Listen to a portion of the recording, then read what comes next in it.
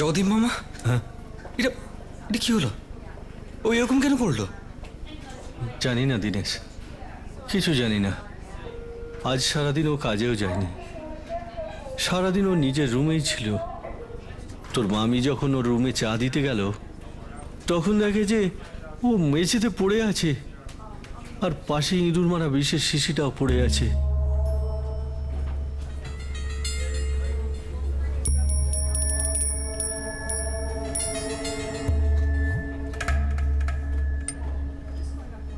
প্রথমে doctor Patel সুপ্লাজাফাইনের normal ivy দিয়েছিল, তো ডক্টর তানওয়ার বলল সুপ্রিনল অ্যাপ্রিডিয়ল দিতে। বিপি 75 থেকে 50 পর্যন্ত ড্রপ হয়েছিল না? 75-40। ও ও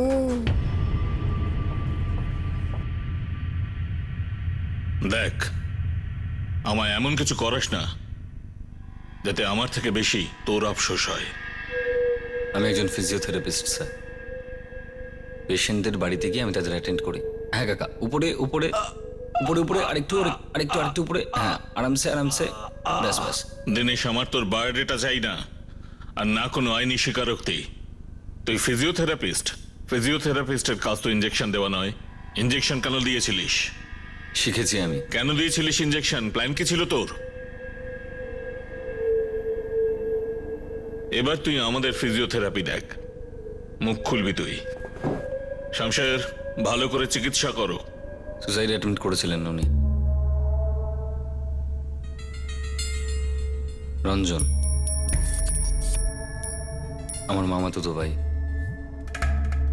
1 মাস আগেও সুসাইড অ্যাটেম্প্ট করেছিল। হসপিটালে আমি ওর খেয়াল রাখছিলাম। ঠিক হবে বললো কিছু? না, এখনো তো ক্লিয়ার করে কিছু বলেনি, কিন্তু আমি বুঝতে পারছি। এই অবস্থা যেরকম চলছে, এটা তো। হ্যাঁ বলুন।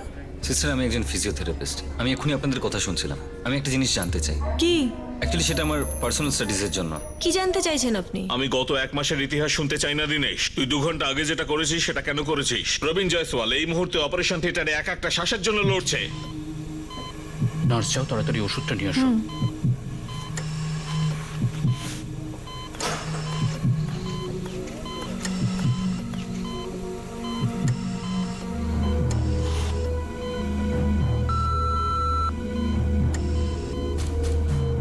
ড্যাম চারকোল ব্যান্ডিং কাজ করছে না, সব হাতের বাইরে চলে যাচ্ছে। Doctor, ventilator? No point doctor. BP 60-40, পেশেন্টের অবস্থা ক্রমশ খারাপ হচ্ছে।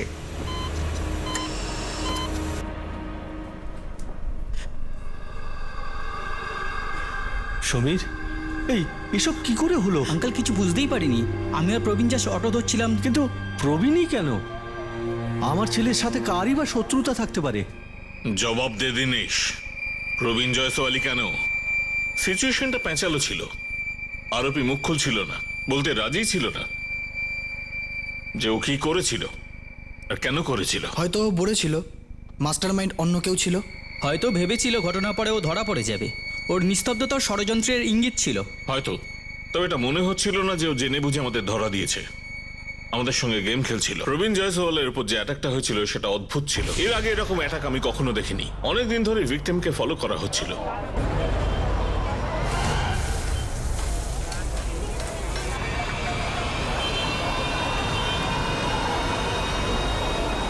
আজ তাড়াতাড়ি যাবো কিন্তু। হ্যাঁ ভাই, অনেক দেরি হয়ে গেল।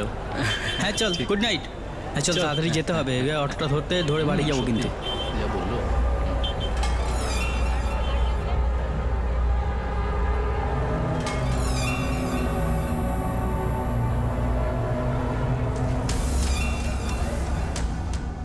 সাত আট দিন চলেছিল।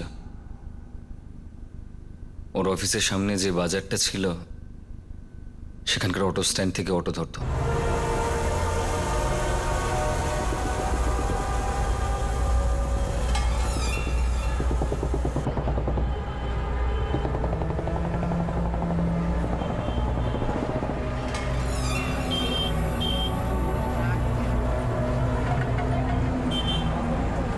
দাদা, পাঠকনগর?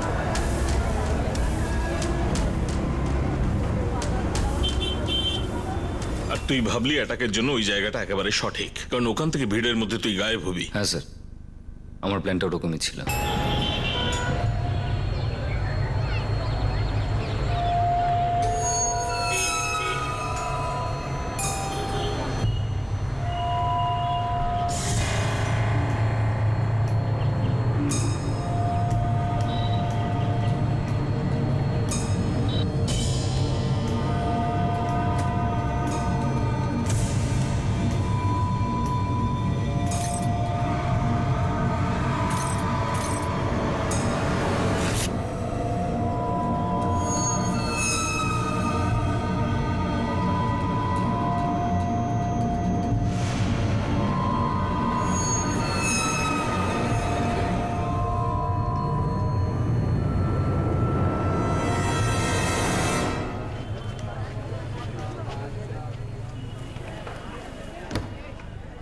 আরে হয়নি এখনো?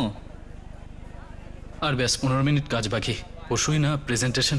আরে নতুন নতুন বিয়ে হয়েছে তোর, বাড়ি যা প্রেজেন্ট ম্যাম বলে দে, নালে কিন্তু কপালে খুব দুঃখ আছে। হ্যাঁ এখন 5 মিনিট আগে একটা ফাইনাল ওয়ার্নিংও পেয়েছি আমি। হ্যাঁ হ্যাঁ, কালকেও তুমি 5:30টাই বলেছিলে আর তারপর 7:30টায় এলে। আরে আমার সোনা, আজ পাক্কা 6টায় পৌঁছে যাব।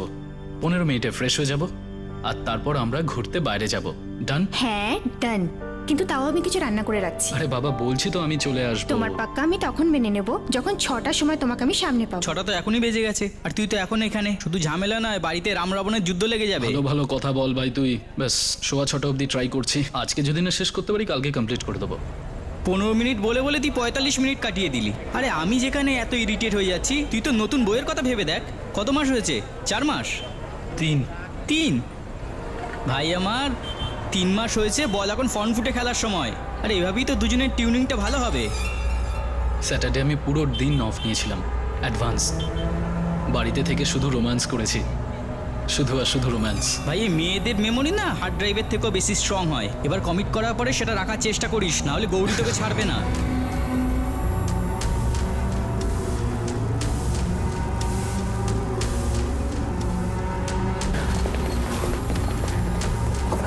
পাঠকনগর দাদা। বসুন।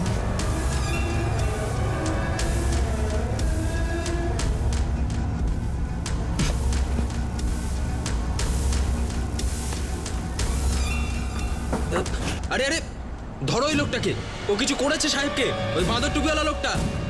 আরে ধরো কে, ধরো ধরো সবাই ধরো কে। আরে বাঁদর টুপিওয়ালা লোকটাকে ধরো, হনুমান টুপিওয়ালা লোকটাকে ধরো। কি হয়েছে দাদা?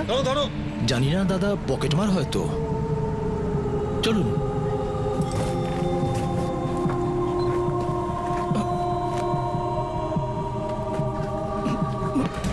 প্রবীণ, তুই ঠিক আছিস তো?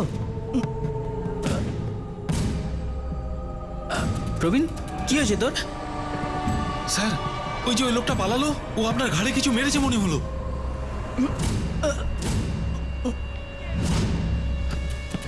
দাদা, আপনার মনে হয় ডাক্তারখানায় যাওয়া দরকার। ওই লোকটা আপনাকে ইঞ্জেকশন মেরে পালিয়েছে।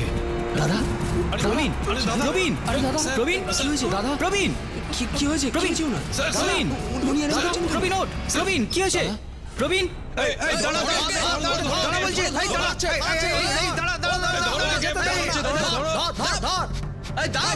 দাঁড়া বলছি,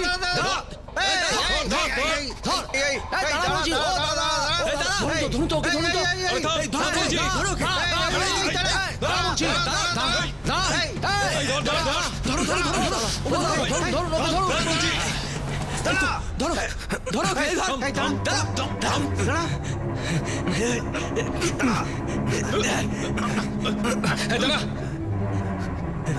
সরে যা সবাই।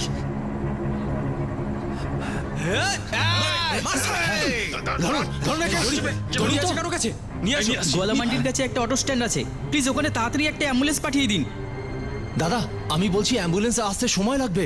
এই লোকটার অবস্থা ভালো নয়, একে অটো করে হাসপাতালে নিয়ে চলুন। হ্যাঁ ঠিক আছে, চলো চলো, ওঠান, তোলো ওঠান তোলো দাদা, ওকে। ওঠান। হ্যাঁ, ধরুন তো। সাবধানে সাবধানে। ভালো করে। হ্যাঁ স্যার, বাজারের কাছে অটো স্ট্যান্ড। বাকি লোকেরা ওই লোকটাকে নিয়ে হসপিটালে চলে গেছে স্যার। হ্যাঁ স্যার, আমরা ওই লোকটাকে ধরে রেখেছি স্যার, ওর কাছ থেকে সিরিঞ্জটাও পেয়েছি স্যার। দেখুন, আমরা পুরো চেষ্টা করছি, কিন্তু আপনাদেরকে বলে দিই ব্লাড প্রেশার খুবই কমে গেছে, কোমার চান্স বেশি। Excuse me. আরে আরে, ওকে বসাও, ওকে বসাও। অ্যাটাকার ফিজিওথেরাপিস্ট ছিল। ভারী অদ্ভুত কথা, ফিজিওথেরাপিস্ট ইঞ্জেকশন দেওয়ার জন্য কোয়ালিফাইড হয় না। কিন্তু আজকাল কিছু বলা মুশকিল, মানুষরা অনেক কিছুই শিখে নেয়, তারপর সেটা ব্যবহার করার জন্য ক্রাইম করে। এটা অনেকগুলো অ্যানাস্থেটিক্সের একটা মিক্সচার। ডক্টর, আমরা অ্যাটাকারকে এখনো পুরোপুরি ক্র্যাক করতে পারিনি। ও 3টে ওষুধের নাম করেছিল। সুপ্রানল, অ্যালকাসিজনল, পাইরেগেটামাস। ওই 3টে অ্যানেস্থেটিক্স? এই ওষুধগুলো কে দিয়েছিল? আর ওই দিয়ে তুই প্রবীণ জয়সওয়ালকে অ্যাটাক কেন করলি? এই 3টে শুধু আমাকে কেউ দেয়নি, আমি নিজে নিয়েছিলাম। স্যার, এখানে পড়েছিল স্যার। কোথা থেকে এসেছিল? সাহেব ওনার পেছন থেকে এসেছিল, ঠিক কোথা থেকে এসেছিল সেটা তো আমি দেখতে পাইনি স্যার। তবে ইঞ্জেকশন দেওয়ার সময় কি তুমি ওকে দেখেছো?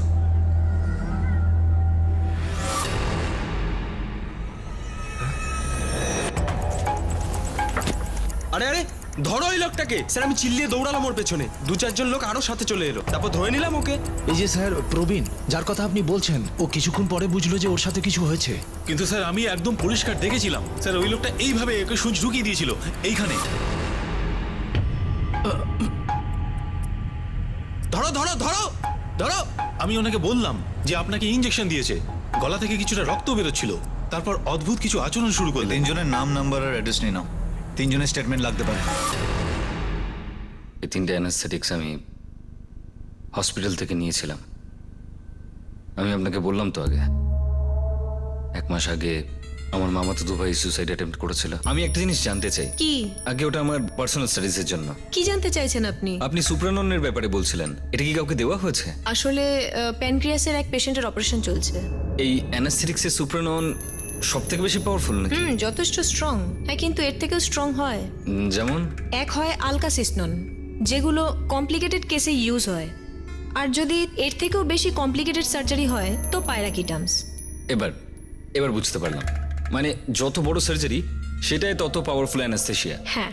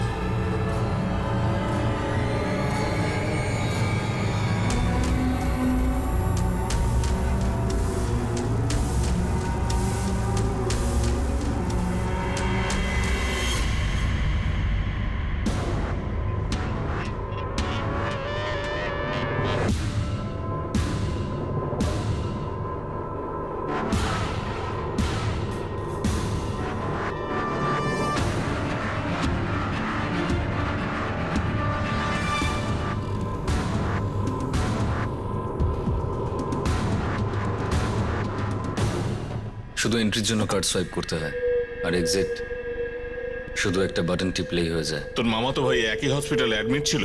হ্যাঁ। কেন মারতে চেয়েছিলিস প্রবীণকে? শত্রুতা কি ছিল? আমার কোনো শত্রুতা নেই প্রবীণ জয়সওয়ালের সঙ্গে, অন্য কারুর আছে। দীনেশ কৌশল? এ আবার কে? আর আমার ছেলের সাথে ওর কিসের শত্রুতা? আমরা খোঁজ লাগাচ্ছি, কিন্তু এই দীনেশ কৌশল কিছু বলছে না। দীনেশ কৌশল? দীনেশ কৌশল আপনি চেনেন? আমার বাপের বাড়ি বেলাগঞ্জে একজন দীনেশ কৌশল বলে তো ছিল, ফিজিওথেরাপিস্ট। তাহলে তো এই সেই দীনেশ কৌশল। গৌরী, তোমার বাপের বাড়ির ওখানে কোনো ছেলের সাথে আমাদের প্রবীরের সাথে কি শত্রুতা, আর সেটাই বা কেন? ওই তো গৌরী। গৌরী, আরে কি করে হলো এইসব বলুন তো? বুঝতে পারছি না বেয়াই, কিছু বুঝতে পারছি না। গৌরী কেমন আছে প্রবীণ? জানি না দাদা, ডক্টরসরা বলছেন যে সিরিয়াস। আপনারা? আমার মা বাবা আর বড় দাদা। তাহলে এই দীনেশ কৌশল এরকম কেন করলেন গৌরী দেবী? আমি কিচ্ছু জানি না, এটাও জানি না যে দীনেশ কৌশলের আমাদের সঙ্গে কি সম্পর্ক। সে কে যে প্রবীণ জয়সওয়ালকে মারতে চেয়েছে? বল। গগন গুপ্ত।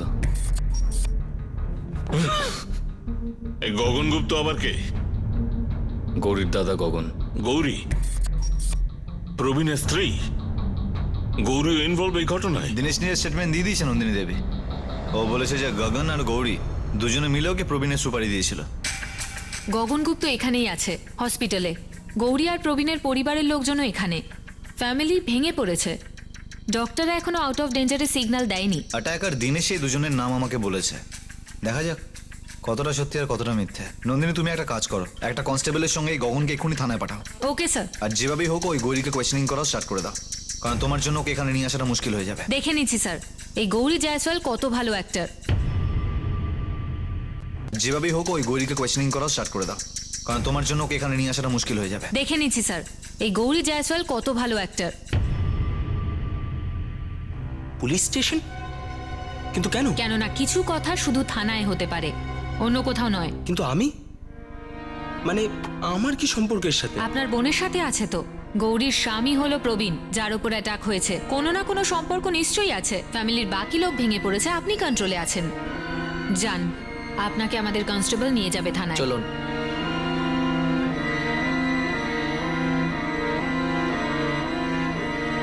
গৌরী, দুটো প্রশ্ন আছে আপনার কাছে, আসুন আমার সাথে।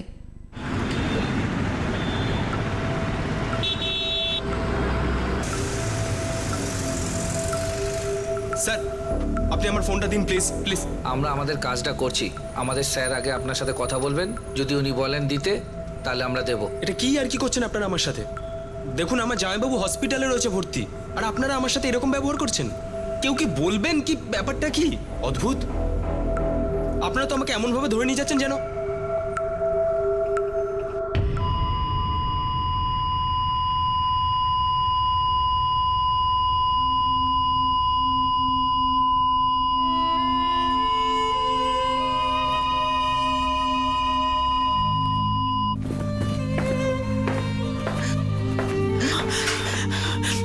ডাক্তারবাবু, আমার ছেলের সাথে আমি দেখা করতে পারবো?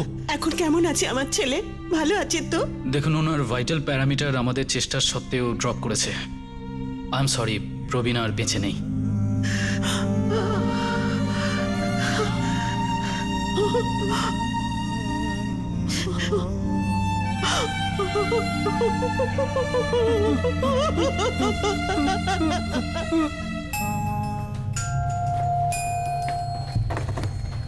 ম্যাডাম, এক মিনিট। ম্যাডাম, প্রবীণ জয়সওয়াল মারা গেছে।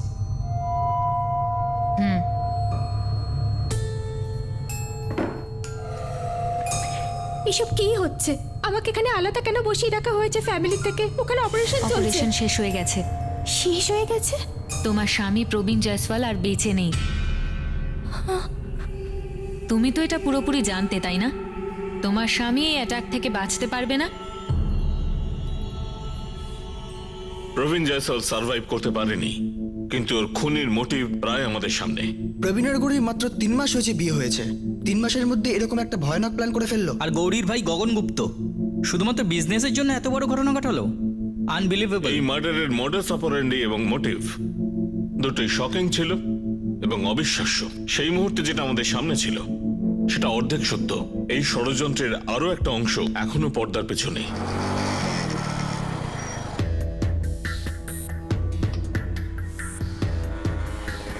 কবে করছিস তুই?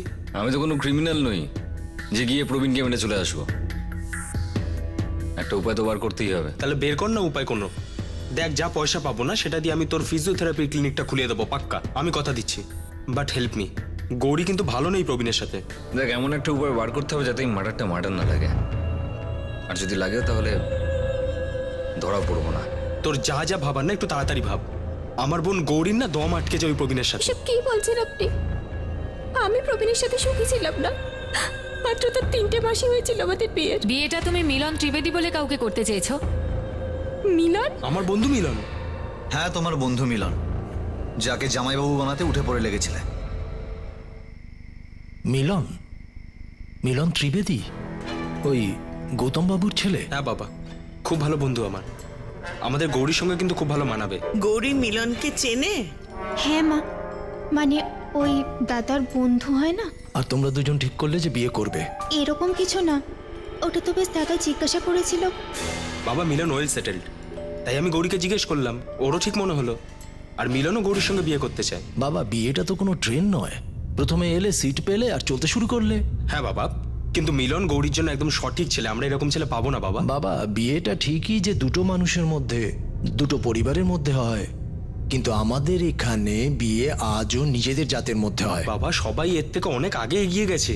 মানুষ চাঁদ ছাড়ো মঙ্গল গ্রহ পর্যন্ত চলে গেছে। বাবা, কিন্তু আমাদের দুজনকে তো এখানেই থাকতে হবে, ভূপালে। খুব বেশি হলে দিল্লি বা মুম্বাই। মঙ্গলে তো আর মিলনের পোস্টিং হবে না। না বাবা, মিলন ওর বিজনেসটা ইউকেতে নিয়ে যাচ্ছে, ওখানকার ভিসাও পেয়ে গেছে ও। বাহ বাবা বাহ, নিজের বাবাকে পাউন্ড আর পরম্পরার মধ্যে বাঁচতে বলছো? একটা কথা শুনে নাও বাবা, এই বিয়ে কিছুতেই হবে না। ইম্পোর্ট এক্সপোর্টের বিজনেস আছে মিলিনদের। গগনের স্টার্ট আপ কোম্পানিতে ইনভেস্ট করতে যাচ্ছিল, শুধু একটা শর্ত ছিল, গৌরীর সঙ্গে ওকে বিয়ে করতে হতো। আর গগন তোর ক্লিনিকের জন্য ইনভেস্ট করবে, শর্ত হলো প্রবীণকে রাস্তা থেকে সরানো। তাই তুই এক নিরাপরাধকে এইভাবে আঘাত করলি। প্রবীণ আর নেই, আর তুইও আন্দাজ করতে পারছিস না যে তোর এখন কি হবে। আপনি আমাদের বললেন না কেন গৌরীর বিয়ের আগে কারোর সাথে সম্পর্ক ছিল? ওর যদি এরকমই কোনো ব্যাপার ছিল তাহলে ডিভোর্স করে দিতেন। আমার ছেলেকে মানার কি দরকার ছিল? বাজে কথা বন্ধ করবেন আপনারা। প্রথম কথা হচ্ছে আমার মেয়ের কোনো অবৈধ সম্পর্ক ছিল না। দ্বিতীয় কথা হলো গগন আর গৌরী এত খারাপ কাজ কখনোই করতে পারে না। কেউ কোনো রকম জোর করেনি ওদের ওপর, ওদের ইচ্ছে ছিল। দেখুন ম্যাডাম, কিচ্ছু জানি না যে দিনেশ আমার ওপর, গগনের ওপর আর মিলনের ওপর কেন মিথ্যে অপবাদ দিচ্ছে। আমি তো ঘরে ওয়েট করছিলাম প্রবীণের, আমাদের ডিনার করতে যাওয়ার কথা ছিল। তুমি ওয়েট করছিলে গুড নিউজের, যে এটা একটা ঠিক হলো কিনা, প্রবীণ মারা গেল কিনা। আপনি পাগল হয়ে গেছেন। আমার মিলনের সাথে কিচ্ছু ছিল না। হ্যাঁ, গগন দাদা সম্বন্ধ নিয়ে এসেছিল, ব্যাস কথাটা ওখানেই শেষ হয়ে গিয়েছিল। আমি আমার হাজবেন্ডকে খুব ভালোবাসতাম, খুব বেশি। আর আপনি বলছেন যে ব্যাস স্যার, অনেক হয়েছে এই পাগলামি। আপনি আমার ফোনটা দিন স্যার, আমাকে হসপিটালে যেতে হবে। জামাইবুর অবস্থা খুব খারাপ। অবস্থা খারাপ ছিল, ওর ডেথ হয়ে গেছে। তবে যদি দিনেশ ধরা না পড়তো, তো এই সময় তুমি আর দিনেশ মিলে কোথাও না কোথাও পার্টিতে থাকতে বা পার্টি করতে। ব্যাস স্যার, ব্যাস লিমিট ক্রস করে দিলেন আপনি। না আমি দিনেশকে এত ভালো করে জানতাম, আর না আমার বোন গৌরী। ও আপনাকে বললো আর আপনি মেনে নিলেন। আমি আমার একমাত্র বোনের জীবন এইভাবে শেষ হতে দেখবো নাকি? আমার বোন সুখী ছিল এই প্রবীণের সাথে, খুব সুখী ছিল। কিন্তু তুমি খুশি ছিলে না।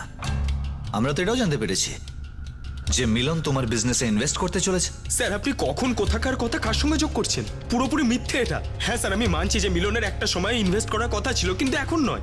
কেউ আপনাকে উল্টো পাল্টা কথা বলছে আর আপনি সেটাকে মেনে নিয়ে আমাকে বলছেন। ব্যাস অনেক হয়ে গেছে। আমি আর আপনার একটা প্রশ্নেরও জবাব দেব না। আমি যাচ্ছি আমার হাজবেন্ডের কাছে। দাঁড়াও গীতা। হ্যাঁ ম্যাডাম। এর ওপর কড়া নজর রাখো, এক সেকেন্ডের জন্য চোখ থেকে সরতে দেবে না। ওকে আমি ওকে দেখবো। তুমি তো ওকে খুব ভালো করে দেখে নিয়েছো গৌরী, আবার কি দেখবে? আমার ছেলেকে তো প্রাণে মেরে দিয়েছো। না মা, এইসব মিথ্যে কথা, এইসব মিথ্যে কথা। আমি কিচ্ছু করিনি। মিলনের বাড়ি যাওয়া নিয়ে শোকে। কিন্তু স্যার গগন তো এই কথাটা একদম অস্বীকার করছে। এর মধ্যে কোনো ষড়যন্ত্র নেই। হসপিটাল থেকে নন্দিনীর ফোন এসেছিল, ও বলছে যে গৌরীও একটা কথাই বলছে যে ওনাকে কিচ্ছু জানে না। হয়তো পুরোটাই মিথ্যে বলছে, নয়তো কেউ অর্ধেক সত্য বলছে। আমার পুরোটা 100% চাই মাথুর, কোনো জল মেশানো নয়।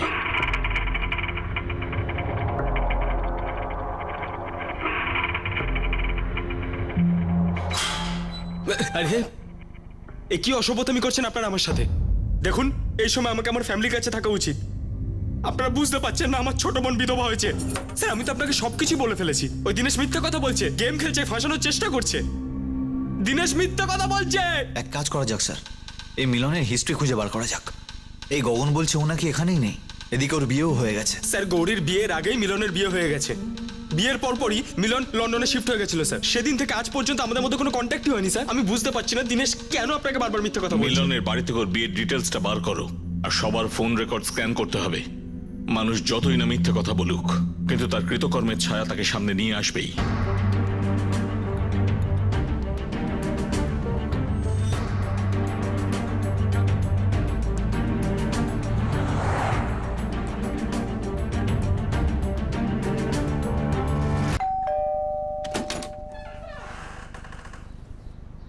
বলুন। এটা মিলন ত্রিবেদীর বাড়ি? আগে হ্যাঁ। কোথায় মিলন? স্যার ও তো লন্ডনে থাকে এখন।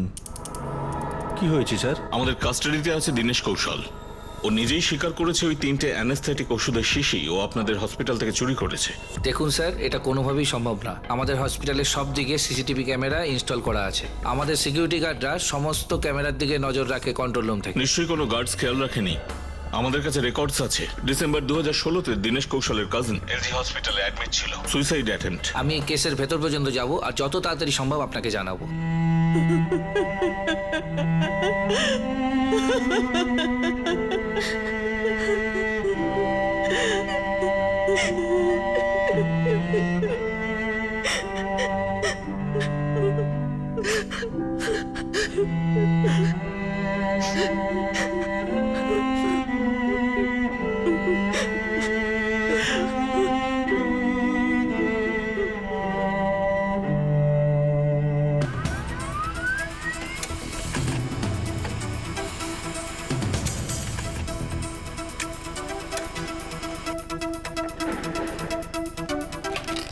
স্যার মিলনের সঙ্গে ফোনে কথা হলো, ও লন্ডনে আছে।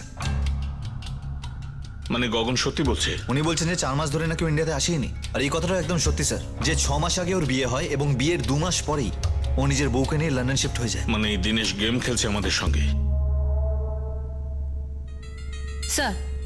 স্যার গগন গুপ্তা যদি দীনেশ কৌশলকে সুপারি দেয়, দুজনের মধ্যে যদি চক্রান্ত হয়ে থাকে, দুজনের মধ্যে একবার ফোনে অন্তত কথা হতো কিংবা মেসেজে কথা হতো। স্যার আমি দুজনের গত 6 মাসের ফোন রেকর্ড চেক করে দেখেছি, কিন্তু কোনো কানেকশন বেরোলো না, একবারও ফোন করেনি। স্যার এই দীনেশ আর গগন বেলাগঞ্জের একই এলাকায় থাকে, তো এটা হতেই পারে যে এরা দুজন ইচ্ছা করে একে অপরের সঙ্গে কখনো কথাই বলেনি, যাতে কখনো কোনো কানেকশনই না এস্টাবলিশ হয়। সবকিছু ফেস টু ফেসই হয়েছে স্যার। গৌরীর কল রেকর্ডস কি বলছে? ব্যাপারটা এরকম নয় তো গৌরী আর দিনেশের কোনো সিন ছিল বাপের বাড়িতে, আর এরা দুজনে মিলে গগন আর মিলন এই দুজনকে ফাঁসাচ্ছে এই মার্ডার কেসে।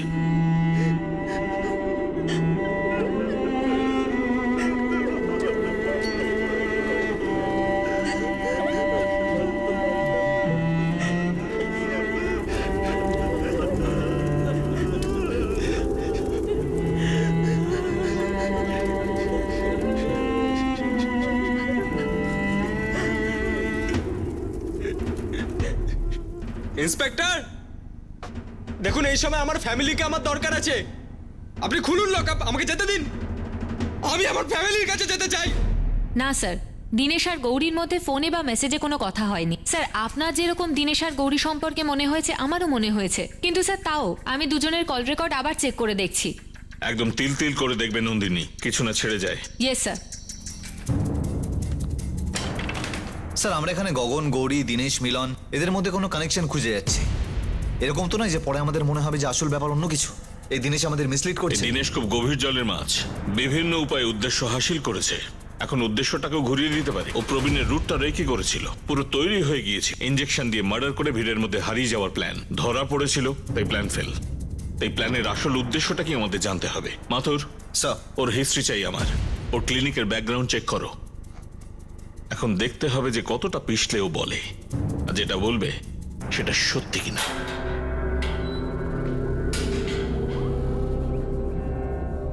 আয় চলে আয়, তোকে নিয়ে একটু মौज মস্তি করি। আরে চলে আয়, লজ্জা পাস না, হাত দে।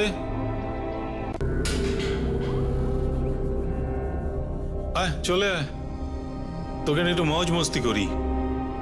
আরে চলে আয়, লজ্জা পাস না, হাত দে।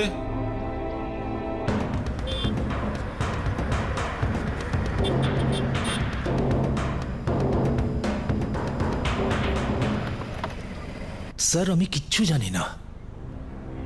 আমার ছেলে দীনেশ এরকম করতে পারে এই কথাটা আমি বিশ্বাসই করতে পারছি না। আপনার ছেলে দীনেশ যে লোকটার খুন করেছে, প্রবীণ জয়সওয়াল, ও এবং তার স্ত্রী গৌরী এবং তার পুরো পরিবার দুজনকেই চিনতো ভালো করে। আমিও ওনাদের চিনি, একটা দুটো গলি ছেড়ে ওনাদের বাড়ি, কিন্তু সেইভাবে আমাদের মধ্যে কোনো সম্পর্ক ছিল না, যার জন্য কিনা দীনেশ এরকম। দেখুন আমার হাজবেন্ডের চিতা এখনো ভালো করে ঠান্ডা হয়নি, তো প্লিজ ম্যাডাম যেতে হবে, মানে যেতে হবে। ম্যাডাম আমি আপনার সিনিয়রকে বলেছিলাম ব্যাপারটা এরকম ম্যাডাম, কেসটা মার্ডারের, আর খুনি ডাইরেক্ট আপনার নাম নিয়েছেন, তো একবার নয় আপনাকে 1000বার থানায় ডাকলেও আপনাকে যেতেই হবে। দেখুন আমার ছেলে দীনেশ নিজের কাজটা ভালো করে করে, কিন্তু ওর একটা স্বপ্ন আছে, ও নিজে ফিজিওথেরাপি ক্লিনিক খুলবে। এর জন্য ওর অনেক টাকার দরকার, ওই ইকুইপমেন্টস গুলোর জন্য। আমি আপনাকে পরিষ্কারভাবে জিজ্ঞেস করছি, আপনার ছেলে দীনেশ আর আনন্দ গুপ্তর মেয়ে গৌরীর মধ্যে কি কোনো চক্কর ছিল? কখনো ঠিক করে কথা পর্যন্ত বলিনি দীনেশের সাথে। আমরা একই পাড়ায় থাকতাম, ছোটবেলা থেকে দুজন দুজনকে চিনি, ওখানে সবাই আমাদের দুজনকে চেনে। আর আমাদের তো কিছু কমন বন্ধুও ছিল ওখানে, যেমন এই নিখিল চৌহান। গৌরী, তোমার আর দীনেশের ফোন রেকর্ডে নিখিল চৌহান এই কমন নাম্বারটা শো আপ হয়। গত 1 মাসের মধ্যে তোমার আর নিখিলের অনেক কথা হয়েছে ফোনে, আমরা ওরও ফোন রেকর্ড বার করেছি। এ তোমাদের বেলাগঞ্জেই থাকে তাই না? তুমি, নিখিল আর দীনেশ, এই 3 জনের মধ্যে কি কানেকশন?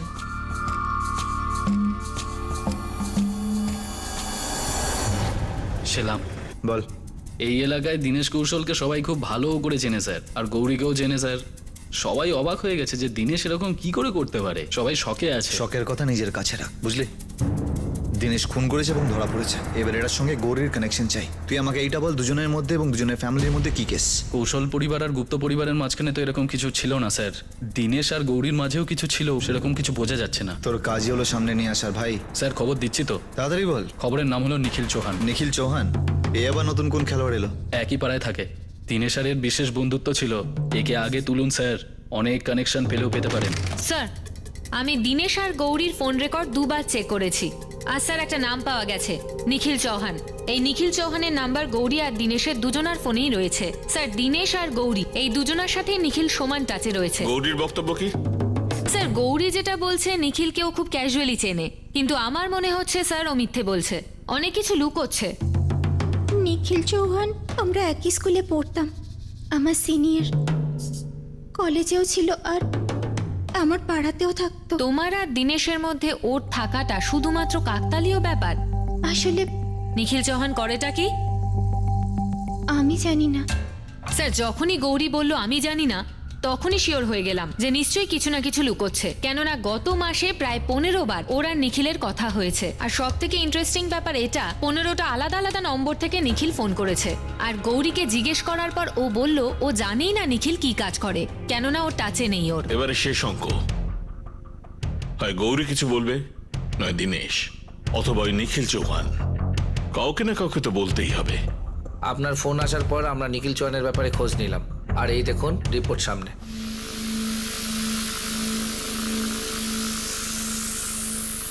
নিখিল চৌহান আন্ডার ট্রায়াল গ্যাংরেপ কেসের জন্য।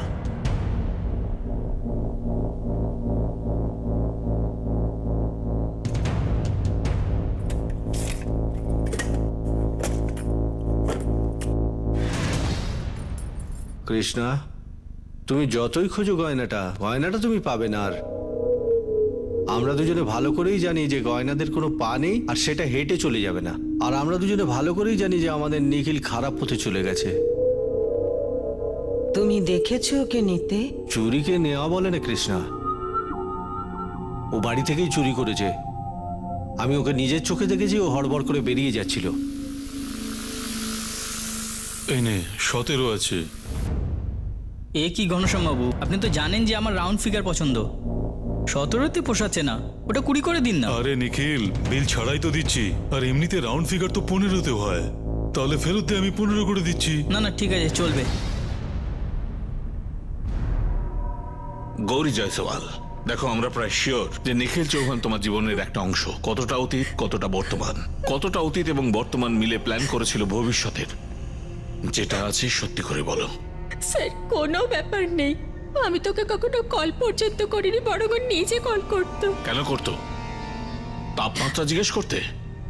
অতীতের আগুন কি এখনো জ্বলছে তোমাদের মধ্যে? এরকম কিচ্ছু না স্যার, আর যা ছিল সেটা 1 বছর আগেই শেষ হয়ে গেছে। যেটা ছিল সেটা কি? আর কতটা আছে?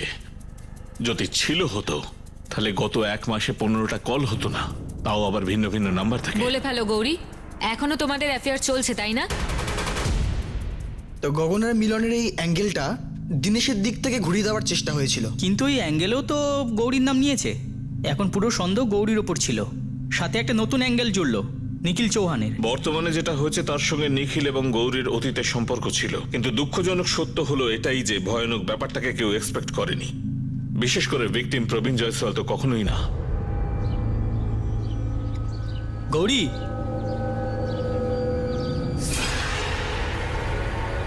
গৌরী, গৌরী, ফোন কেটে দিচ্ছ, কথা বলছো না কেন? ফোন কেটে দিচ্ছি, কথা বলছি না, বোঝার জন্য এটাই যথেষ্ট না যে আমাদের মধ্যে যা ছিল শেষ হয়ে গেছে? গৌরী, আমার খুব কষ্ট হচ্ছে, আমার ট্রায়ালও চলছে এখন। প্লিজ প্লিজ আমাকে ক্ষমা করে দাও। পাগল হয়ে গেছিস? বুঝতে পারছিস না কি বলছি? চুরির ব্যাপার হলেও না তবু আমি মেনে নিতাম। তুই রেপ করেছিস ওই মেয়েটাকে নিজের বন্ধুদের সাথে। খুব ভালোভাবে চিনি আমি ওই মেয়েটাকে নিখিল। গৌরী, আমি খুব বড় ভুল করে ফেলেছি। ভুল নয়, অন্যায় করেছিস তুই, পাপ করেছিস নিখিল। এরপর থেকে আর কখনো মুখ দেখাবি না আমাকে, যা এখান থেকে।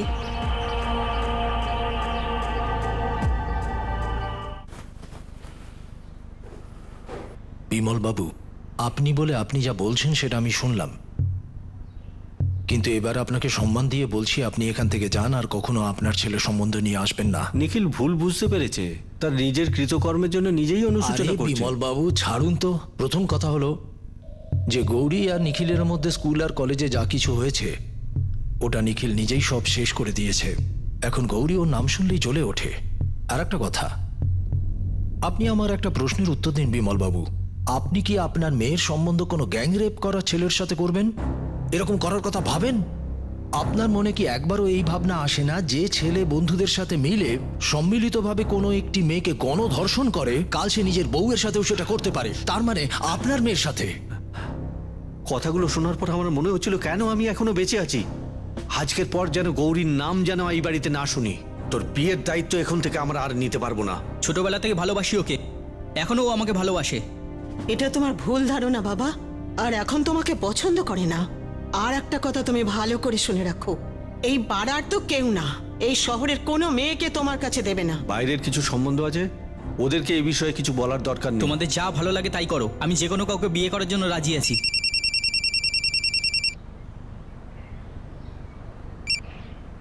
হ্যালো গৌরী, ফোন কেটো না। নিখিল, তুমি বারবার কেন ফোন করছো? দেখো, আমার তোমার সঙ্গে কোনো সম্পর্ক নেই, আমার বিয়ে হয়ে গেছে। আমারও হয়েছিল, ভেঙে গেছে। আমি আমার হাজবেন্ডের সঙ্গে খুব ভালো আছি, বুঝলে? বাই। গৌরী দাঁড়াও দাঁড়াও দাঁড়াও, আমার কথা শোনো। এখন কথা বলার জন্য আর কিচ্ছু বাকি নেই নিখিল। আমাদের ভালোবাসা তো একই আছে, সেই ছোটবেলার মতো। স্কুলে ছিল, কলেজে ছিল, আর আমি এটাও জানি এখনো আছে, সে আগেকার মতো তোমার আমার ভালোবাসা। Please just stop it. এসব বেকার ট্রাই করে না, তুমি বন্ধ করে দাও। তোমার জন্য আমার মনে শুধু একটাই ফিলিংস আছে, ঘেন্না। ছিল, শুধু ছিল, যেটা এখন ভেঙে যাচ্ছে স্যার। আর কিছু বাকি নেই। আমি নিখিলের সঙ্গে কথা পর্যন্ত বলতাম না। ও আমাকে যখন নিজের নাম্বার থেকে ফোন করতো আমি সেটা ব্লক করে দিতাম, আর তারপর ও সবসময় আলাদা আলাদা নাম্বার থেকে ফোন করতো। আমি সব নাম্বার ব্লক করতে থাকতাম। আপনি চেক করুন না ফোন রেকর্ডস। নিখিল আমাকে 15 বার 15টা আলাদা আলাদা নাম্বার থেকে ফোন করে থাকবে, আর আপনি এখন বলছেন যে নিখিলই প্রবীণকে খুন করিয়ে থাকবে। স্যার, আমি বিশ্বাসই করতে পারছি না।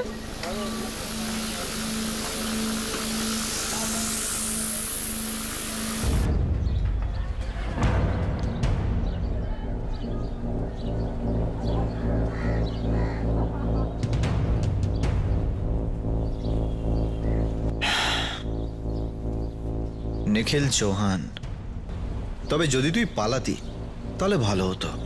আমাদের সবার একটু পরিশ্রম হয়ে যেত। এবার যখন পালাসনি তো পালাসনি, এ তো আরো ভালো ব্যাপার। এবার কোনো পরিশ্রম ছাড়াই তুই তোর দোষ স্বীকার করবি। স্যার, দীনেশ কৌশল মুখ খুলেছে। স্যার, ও বলছে কোনো নিখিল চৌহানের কথায় ও প্রবীণকে হত্যা করেছে। এত সময় ধরে কেউ আমাদের এত ঘোরায়নি। স্যার, নিখিলই আমার টাকার ব্যবস্থা করছিল, আর ওরই এই আইডিয়াটা ছিল যদি ধরা পড়ি তাহলে গগনকে ফাঁসিয়ে দিই যেন, মিলনের নাম নিয়ে। নূপুর এমন কি খারাপ ছিল যে তুই ওকে ডিভোর্স দিয়ে দিলি? নূপুর খারাপ ছিল কারণ ও গৌরী ছিল না। আরে তো গৌরীকে তুই কি করে পাবি? বিয়ে হয়ে গেছে ভাই ওর। বুঝলি ভাই, বিয়ে হলো হাড়ের মতো, যত শক্তই হোক না কেন ঠিক ভেঙে যায়। আর এই বিষয়ে তোর থেকে ভালো কে জানে ভাই। আরে ভাঙা হাড় জোড়া যায় নিখিল, কিন্তু ভাঙা বুক আর ভাঙা বিশ্বাস কখনো জোড়া যায় না। আমি জানি গৌরীকে আমি খুব কষ্ট দিয়েছি। আরে ভাই, সেদিন আমি নেশার করে খুব বড় ভুল করে ফেলেছিলাম। তুই তো জানিস আমি ওরকম নই। আমি আগে কখনো এরকম করেছি, আর না দ্বিতীয়বার করব। দেখ, এবার যা হয়ে গেছে সেটাকে ফেস কর। নিজের ফিউচারের কথা ভাব ভাই। আমার পাস্ট গৌরী ছিল, আমার প্রেজেন্টও গৌরী, আর ফিউচারও গৌরী হবে। আমার পুরো লাইফই গৌরী। আর গৌরীর লাইফ ওর হাজবেন্ড প্রবীণ। তোর জন্য বিয়েটা ভাঙবে না রে ভাই। না ভাঙুক, কিন্তু আমার সঙ্গে সম্পর্ক রাখতে হবে। আমার এই অ্যারেঞ্জমেন্টে কোনো প্রবলেম নেই। আরে ভালোবাসাটা অ্যারেঞ্জ করে হয় না রে। আর গৌরী না প্রবীণের সঙ্গে 1 নয় 2 নয়, পুরো 7 জন্মের জন্য বাঁধা পড়েছে। তাহলে প্রবীণ ওকে পরের জন্মে পাবে। এই জন্মে গৌরী আমার। যত তাড়াতাড়ি সম্ভব ওকে স্বর্গে পাঠিয়ে দে।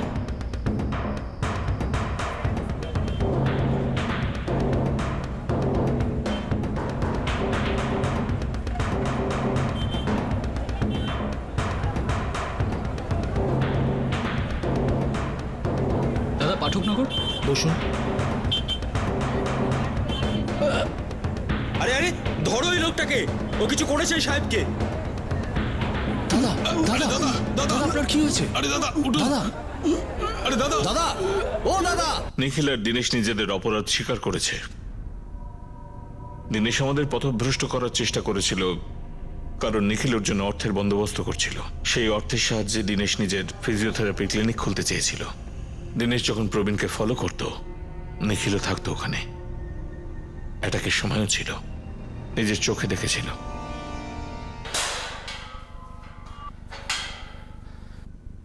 স্যার কে ছিল? তোমার বেলাগঞ্জের নিখিল চৌহান। নিখিল চৌহান? হ্যাঁ, দিনেশ আগে আমাদের মিসলিড করেছিল। অ্যাকচুয়ালি নিখিলই দিনেশকে পাঠিয়েছিল। স্যার এই নিখিল আমার বোনের জীবন শেষ করে দিয়েছে। ও রেপিস্ট স্যার, ক্রিমিনালও। আর এবার খুনিও। নিখিলের এর জন্য কোনো অনুশোচনাই নেই। চুরি, গ্যাংরেপ, আবার খুনও করালো। অফিসার, এরকম অবসেসিভ আর বেসিক অপরাধের জন্য যাবজ্জীবন তো মিনিমাম হবে। আর ওই দীনেশ কৌশল এত কোল্ড ব্লাডেড, এত কুল। ওই প্রাইভেট হসপিটাল কি কোনো অ্যাকশন নিয়েছিল ওর এই কাজের জন্য? সেই এনকোয়ারি এখনো চলছে। যে 3টে ড্রাগ ইউজ হয়েছিল মার্ডারের জন্য, সেটা কাউন্টার থেকে বিক্রি হয় না, ওটা হসপিটালের স্টোর থেকে চুরি করেছিল। সিসিটিভি থাকা সত্ত্বেও ও ভেতরে ঠিক কিভাবে পৌঁছলো সেটার ইন্টারনাল এনকোয়ারি চলছে হসপিটালে। কিন্তু তাজ্জবের ব্যাপারটা হলো, ওই সিসিটিভির মনিটরিং হওয়া সত্ত্বেও এই ঘটনাটা ঘটলো। সিস্টেম এবং টেকনোলজি, এটাকে খারাপ বলা যায় না, কিন্তু সেই সব ব্যবহারকারীদের গাফিলতির জন্যই এইসব হয়। প্রায়শই এইসব গাফিলতি হয়, আমাদেরও হতে পারে। আর সবচেয়ে আনফরচুনেট ব্যাপারটা হলো এটাই যে একজন নির্দোষ ব্যক্তি মারা গেল, কারণ কোনো এক ব্যক্তি নিজের অবসেশনকে কন্ট্রোল করতে পারেনি। দীনেশ কৌশল আর নিখিল চৌহানকে আইপিসি 302 ধারা অনুযায়ী খুনের জন্য, 120 বি ধারা অনুযায়ী ক্রিমিনাল কনস্পিরেসির জন্য আর 328 নম্বর ধারা অনুযায়ী কাউকে পরিকল্পনা করে হত্যা করার উদ্দেশ্যে তাকে বিষাক্ত পদার্থ দেওয়ার অভিযোগে গ্রেফতার করা হয়েছে। For more updates, subscribe to our channel, click the show links and enjoy watching the videos.